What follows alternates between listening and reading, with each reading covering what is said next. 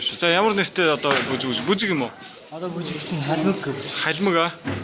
За дуу юм уу? Тооны ард. Дууны ард юм уу? Хин дуулах юм? Нарамцэг. За. А уртын дуу ч юу? За.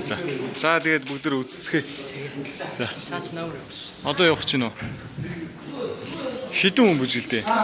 Баг бүрэлдэхүүн. Хоёр ихтэй. 2 эмэгтэй. Хэдэн жил бэлдээ үнийг? Нэг 4 сар л чинь. 4 сар бэлдсэн. Тэгэхээр шинээр хийж шинэ. Ашин бүжиг юм уу? За амжилтсан. За амжилтсан. За.